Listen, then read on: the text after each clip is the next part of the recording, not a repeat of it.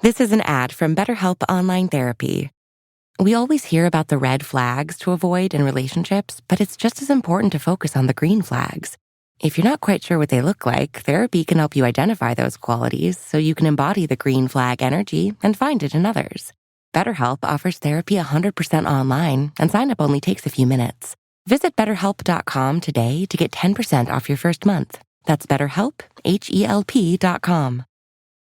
This episode is brought to you by Shopify. Forget the frustration of picking commerce platforms when you switch your business to Shopify, the global commerce platform that supercharges your selling wherever you sell. With Shopify, you'll harness the same intuitive features, trusted apps, and powerful analytics used by the world's leading brands. Sign up today for your $1 per month trial period at shopify.com/tech, all lowercase. That's shopify.com/tech. Just a quick note, this episode contains some cursing that you might not usually hear on this show. Neko Case is one of those musicians that people have really strong personal attachments to, especially indie music lovers of a certain generation.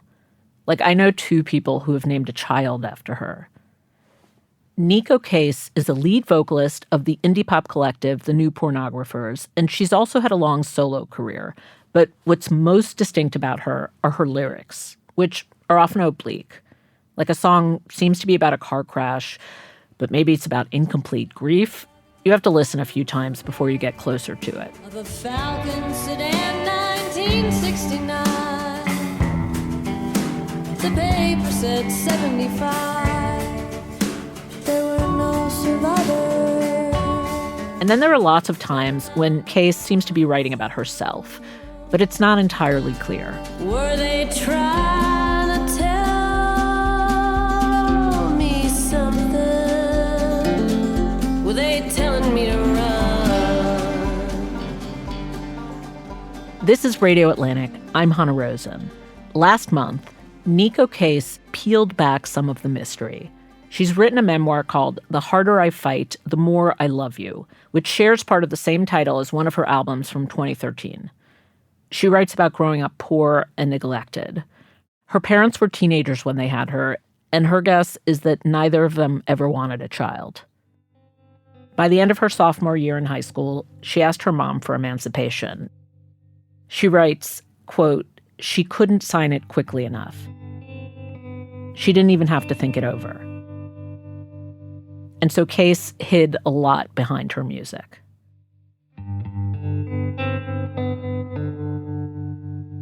One of my favorite scenes is you as a kid in the school library. Like, you remembered that the beanbags were corduroy. You know, it was the image was so perfect. Like, it was such a perfect image from that era. And you were hiding out with your headphones on. I think you mentioned listening to Atomic by Blondie. Mm-hmm. Over and over and over and over. Like, only a neurodivergent ADHD kid can do. Right. Like, just a million times.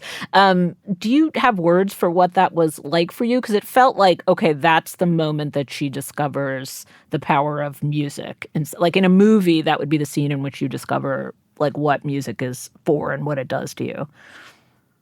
Music was always just there, and I took it for granted, but I also leaned really heavily into it. I did not make a connection that music was something I would want to do or I would do because I was kind of, I was just a girl. And I did not make a connection between myself and Blondie or myself and the Go-Go's. I just knew I really loved them. Mm-hmm. So why did it take so long, do you think, for you to, open your mouth and sing? Like, you played in bands, but you didn't really sing for a while. Well, I was raised to be female in the United States of America, so, I wasn't raised with a lot of self-confidence. So what was the point where you were like, oh, I can do this? It wasn't so much deciding I could do it. It was just that I couldn't help but to do it because the desire was so intense. Now, the desire is the desire to make music, to write music, to sing. Like, what was the desire? Even just to sit near it. Anything I could have. In the book, you complain about your voice. You write that it was neither pretty nor powerful. And that's now. Oh, that's not a complaint. It's not a complaint. Okay. No, it's not powerful and it's not pretty. Like, those are things that, I wish it were powerful. I don't care that it's not pretty. I very much enjoy hearing women singing in ways other than being pretty. And, singing is an incredible physical feeling. It's like your mouth is a fire hose, and you can twist your insides and make a powerful thing come out to the point where your feet levitate ever so slightly off the floor. Chimney falls and lovers blaze. Thought that I was young. Now I've free. Like, it's so physical. It is so athletic, and there's nothing else like it. I'm so tired. I wish I was the moon tonight. Well, even in this just few minutes that we've been talking, you describe a little journey from a point where, the world gives you a set of expectations and tells you can and can't do things. Mm-hmm. And you seem to sort of find your way out of that, either through your voice or how you experience music, or even the way you write about institutions. Like, you write, the country music institution was limiting in some ways. Oh, it's straight up misogynist and racist and hateful. We don't even have to sugarcoat that one. The current country music scene of radio music in Nashville is absolutely heinous. And I watch young women try to get in there, and I love them so much, and they're trying, and I'm like, don't even bother. Let that thing die. That thing is poison. Come over here. Let's make the other thing. And is the other thing like you inventing your own genres? Like, you've given them names over the years that are not quite country noir or odd rock and things like that. Like, is that the way out? Is that what you tell women? I think that what it is the gatekeepers of country music are absolutely terrified that it might evolve, whereas the gatekeepers of rock and roll don't have a problem with evolution.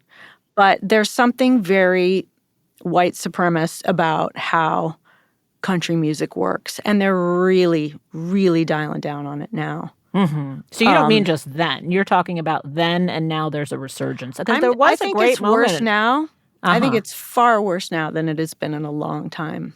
I mean, there was a good moment for women. It was a brief good moment for women in country music. There have been a couple. Yeah. Sometimes people are so talented that they're undeniable, and not even the gatekeepers can keep them out. Uh-huh. Well, it's good Beyonce made that country album then. We're lucky to have Beyonce doing a lot of things. That's true. That's true. I think that reading your memoir, for me, changed how I heard your music. And I wasn't sure if that was the right thing or not the intended thing. Like, is that something you explicitly thought you were doing? Like, at times I almost read it like, oh, this is a key to some lyrics. And I wasn't sure if that was correct or not correct. I tried to not give away the songs as much as possible. Like, there was a couple times where I kind of went into them, but I don't like to ruin songs for people. You know how you will hear the lyrics of a song one way and then you find out it's not the lyric that you thought it was, and then you're like, oh, yeah, it's not as good anymore. Like, if you think you know what a song's about and it makes you feel connected emotionally to it, and it becomes a little chapter heading in your life, you don't want to ruin that for people. Yeah, but I don't know if it's ruined it. I think it's just complicated. Like, I'll give you an example, and maybe just indulge me, and you can walk me through the process. Like, I'm the listener, you're the singer. When I read the book title, of course I immediately thought of your 2013 album, The Worse Things Get, The Harder I Fight, The More I Love You, for obvious reasons. Right. Because of the song Nearly Midnight Honolulu, which has run in my head for 10 years. Hey, little kid that I saw at the bus stop one day. It was which starts with the kid at the bus stop, and then the perspective is quickly shifting. So it's hard to keep up with who's the you and who's the me. When your mother said, like I couldn't hear her, she said, get the fuck away from me. And then that kind of devastating line about, my mother, she did not love me. My mother, she did not love me. No, no, no, no, no, no. In your mind, is that line related to the book in any way? Well, that song was a real event. I was really at a bus stop in Honolulu, fleeing Hawaii, and I saw it happen, and I just felt so helpless. You felt helpless to protect the kid. Yeah, but the kid also was being very resilient, and she was, entertaining herself. She was very spunky and cute, and her mom was just an asshole. I mean, reading your book, I did think, oh, Neko, that line resonated with Neko for a reason because of struggles with your own mother. Do you mean for people to read the memoir that way? Well, I mean, I told the story. Mm-hmm. I've never written a book before, and, I didn't set out to write a memoir. I wanted to write fiction. But, it was the height of the pandemic, and Hachette said, we'll pay you to write a memoir, though. And I was like, okay, a memoir it is. And that's not a complaint or, they didn't hold my heels to the fire or anything. I just thought, okay, well, it'll just be a little challenging because, talking about yourself or writing about yourself to yourself isn't the most exciting thing ever. You spend a lot of time with yourself. So I don't think of myself as like, oh, people are really going to want to know this. So, I mean, that's one of the reasons I tried to pick more interesting stories from childhood that were scenes, maybe, of good things, too. Because I didn't want it to just be, oh, poor me. Especially because it's not unusual. It's most people's experience. I mean, my situation with my mother is pretty bizarre. But neglect or abuse or things like that, those are most people's experiences. Or growing up really poor, like that is most people. Mm-hmm. I think your experience is actually pretty unusual. Yeah, it's pretty damn weird. Pretty damn weird it is. When Case was in second grade, her father told her that her mother had died of cancer, which was surprising because Case didn't even realize her mother was sick. And then a year and a half later, her dad said to her one day, I don't want you to think your mom's a ghost, but she came home. As Case recalls in her memoir, the story was that her mother had had terminal cancer and gone to Hawaii to recover, but didn't want Case to see her so ill.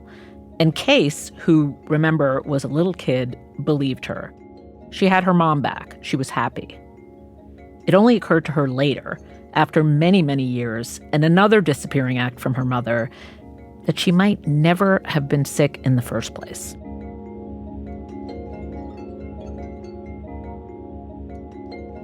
It's one of the weirdest stories I've ever heard. I mean, it is a little shocking and hard to forget. And I'm not sure if you knew that or recognized it in that way. I didn't know that until I was in my early 20s and I told somebody I knew that my mom faked her death. And then they were like, that's the weirdest fucking thing I've ever heard. And I was like, oh, yeah, that is actually pretty weird, isn't it? But, kids just think what's happening to them is what happens. So, it just didn't occur to me. So where did it register for you? Because now I see that what I am assuming about that song isn't actually how you move through the process. Like, I just assumed you had that in your head when you wrote the lyric, "She did not love me." No, because that lyric is, it is haunting. Like, even the way you sing it and the pacing of it. I just assumed you had that in your head, but maybe you didn't. Maybe you just had it in your subconscious somewhere. It's in me all the time. And, it's just not my fault. But don't you ever shut up, please, kid. Have your say. She didn't love me. And it's just the fact. Even if I don't see you again.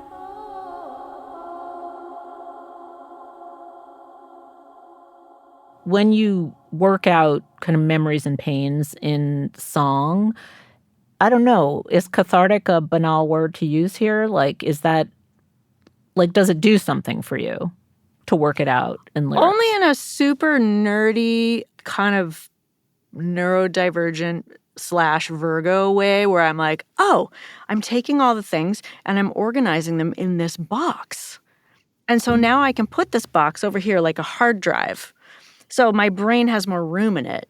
Uh-huh. And it's all color-coded and I know where it is. Uh-huh. Like that's like Virgo organization. Interesting. Yeah. Because I feel like one glib way to read a memoir like this is, oh, from family trauma and a mother who didn't love you comes immense creativity. Like, how wonderful. What's wrong or right about that interpretation?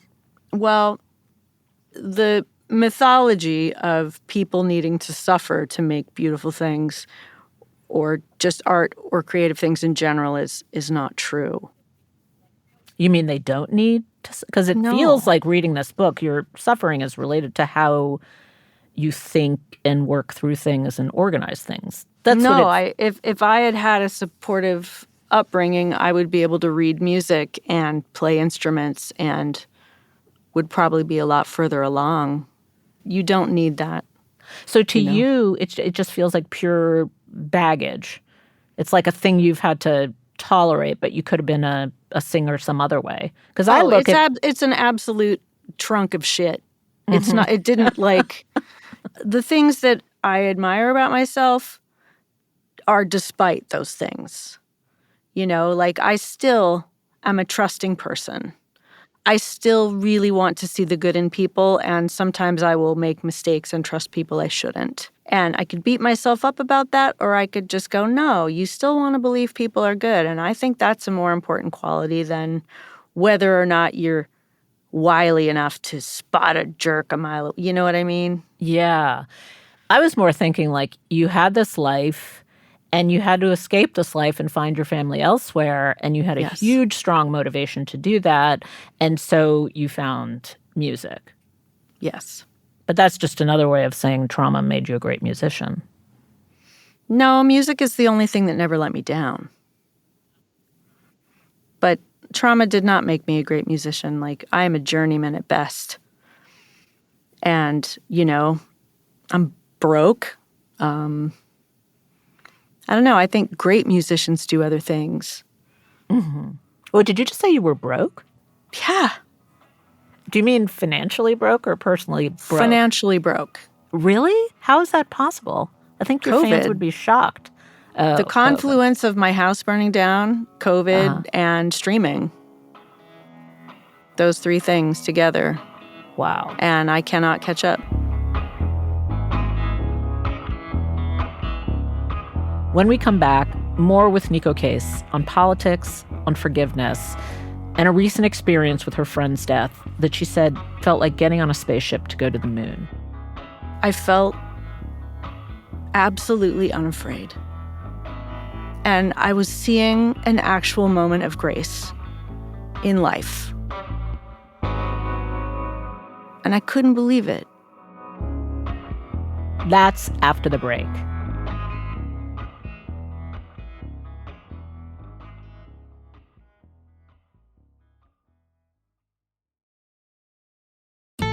Building a portfolio with Fidelity Basket Portfolios is kind of like making a sandwich.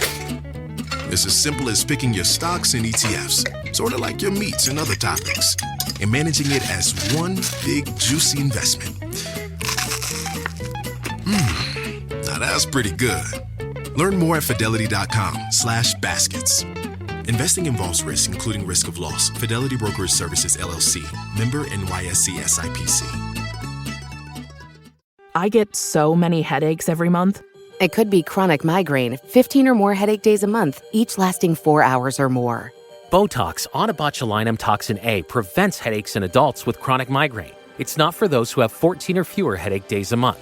Prescription Botox is injected by your doctor. Effects of Botox may spread hours to weeks after injection, causing serious symptoms. Alert your doctor right away, as difficulty swallowing, speaking, breathing, eye problems, or muscle weakness can be signs of a life-threatening condition. Patients with these conditions before injection are at highest risk. Side effects may include allergic reactions, neck and injection site pain, fatigue, and headache. Allergic reactions can include rash, welts, asthma symptoms, and dizziness. Don't receive Botox if there's a skin infection. Tell your doctor your medical history, muscle or nerve conditions, including ALS, Lou Gehrig's disease, myasthenia gravis or Lambert-Eaton syndrome, and medications, including botulinum toxins, as these may increase the risk of serious side effects. Why wait? Ask your doctor. Visit BotoxChronicMigraine.com or call 1-800-44-BOTOX to learn more.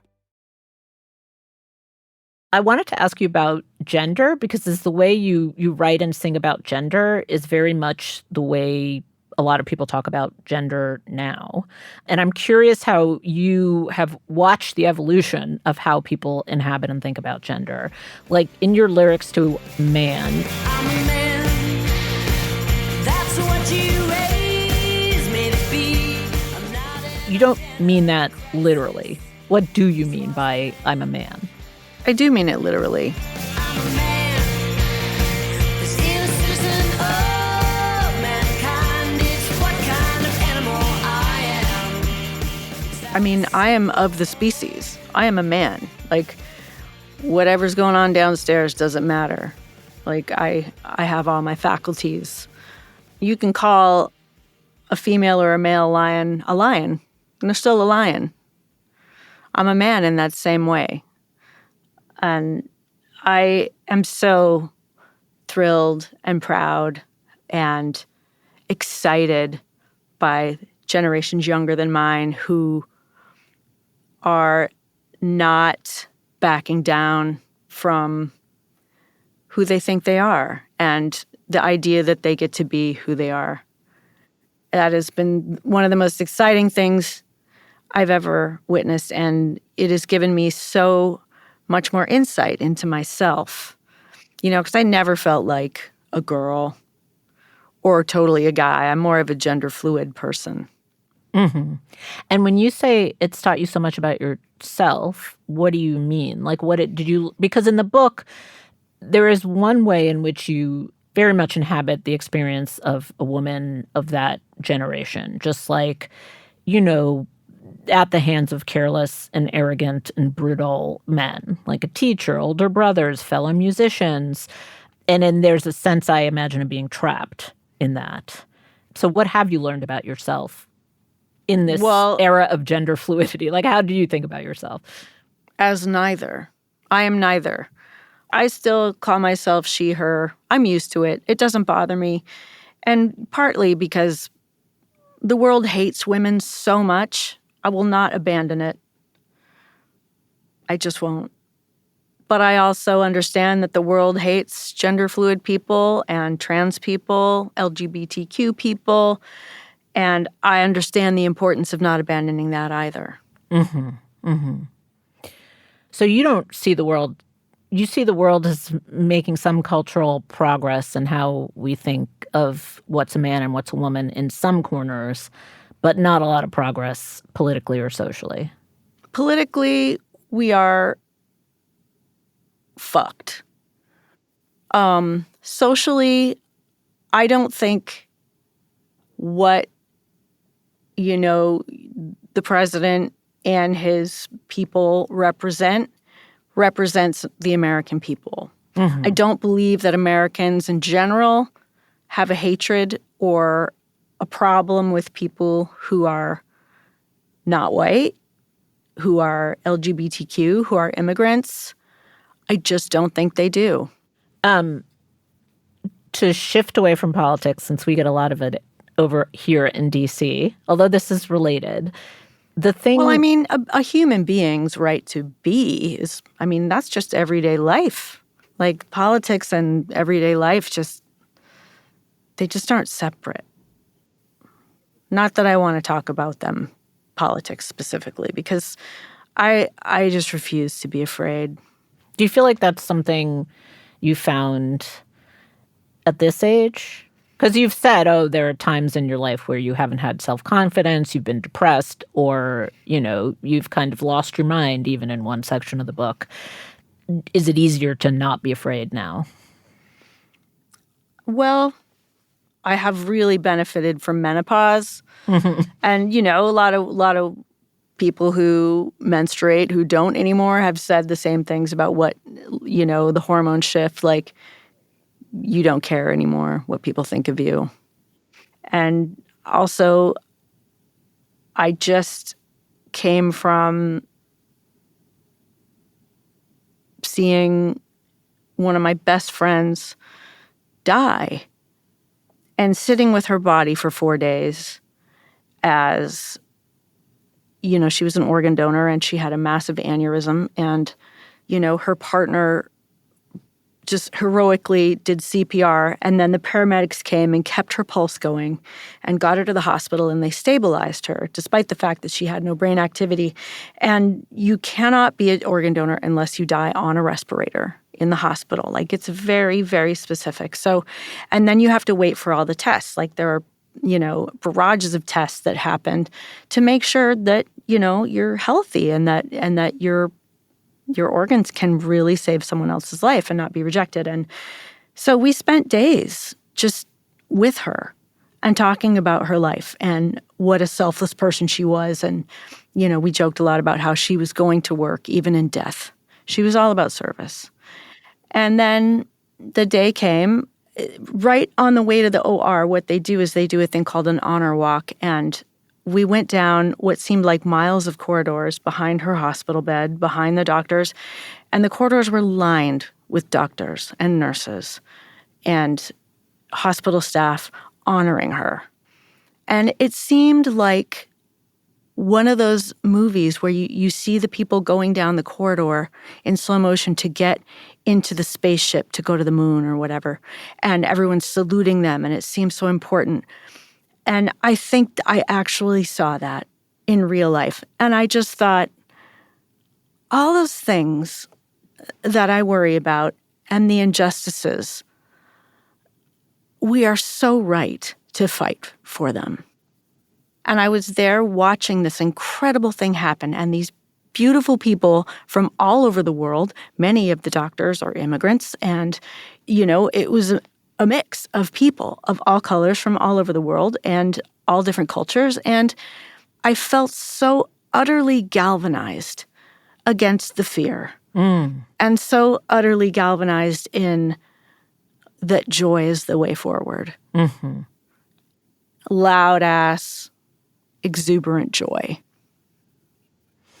I mean, one of the things I took most from your book is how you write about forgiveness. It's related to this. I mean, you definitely acknowledge the beauty of forgiveness, but then you say this other thing, and you could read this in a lot of different ways, which is the trust your contempt paragraph. Do you remember that? You don't have the book in front of you, right? I don't, but I do talk about this occasionally. Yeah.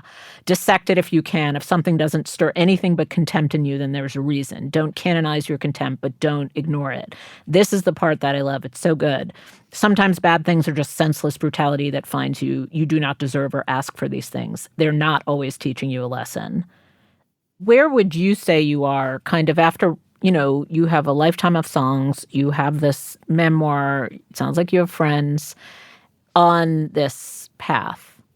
Is it different for different people? Like forgiving members of your family, people have hurt you in the past? Oh, yeah. I mean, relationships with people are all very different, and some are very complicated and some are not. So you would say you're at different places with different people? Oh, yeah.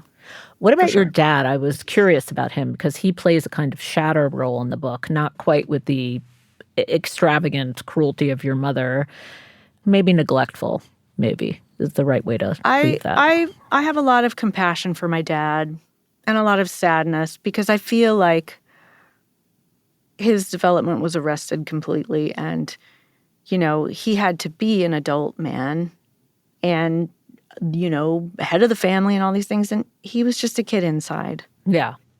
And he didn't know how to handle it. He maintained it with drugs and drinking for a long time, but then it catches up with you. And the kind of pain from that, he didn't use what happened to him to manipulate anyone. Like, his forward path was genuine. He wasn't doing a great job, but he was also, you know, a 19-year-old kid when he had me. So, and he didn't want me, but he ended up with me. Yeah, and ended up raising you. Not really. Right. Ended up housing you under the same roof as sometimes, him. yeah. Sometimes. Yeah, there was that moment when you guys reconnect over a car. Like, you speak car talk with each other, which is very familiar to me. I come from a family of mechanics and car people. And so I found that very peaceful. It was like a tiny second of peace in a very rocky journey. Yeah, it was nice because when I was a little girl, I would have loved to have had him show me how to do things. Because he was always fixing the car, you know, or the truck or whatever. And it would have been nice to have been included. It would have been, I mean, when I was a kid, I thought he wanted a boy, and I thought he was really disappointed. But he just didn't want any kid. You know, I listened to, like, I've just been nonstop listening to your music to prepare to talk to you.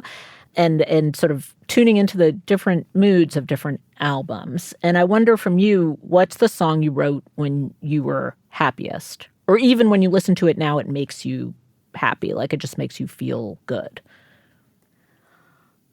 Probably Hold On, Hold On. It's melancholy, but it feels very much like I am in charge of myself, and I make good decisions in it. I know it's unkind, but my own blood is much too dangerous. So it's like a song that makes you feel like all of this pain and trauma, like you can handle it. Partially. It's a moment of actually seeing yourself clearly. It doesn't mean the moment's going to last. In the end, I was the mean girl, or somebody's in between girl. Now it's dead. I mean, I think I also partly feel that way because I wrote it with the Sadies, and, you know, I have such a loving relationship with them, and, you know, it's always made me feel good to play it. And, you know, my dear friend Dallas Good passed away a couple years ago, way too young. And so now it takes on a new sort of heaviness. But it's like a heaviness that feels good to carry somehow. Let it go, come slide to me with legs. Hold on, hold on, hold on, hold on. Let it go, come slide to me with legs. Hold on, hold on, hold on, hold on.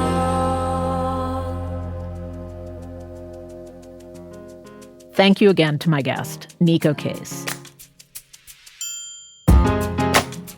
This episode of Radio Atlantic was produced by Janae West, edited by Claudine Abade. Rob Smirsiak engineered, and Genevieve Finn fact-checked. Claudine Abade is the executive producer of Atlantic Audio, and Andrea Valdez is our managing editor. I'm Hannah Rosen. Thank you for listening.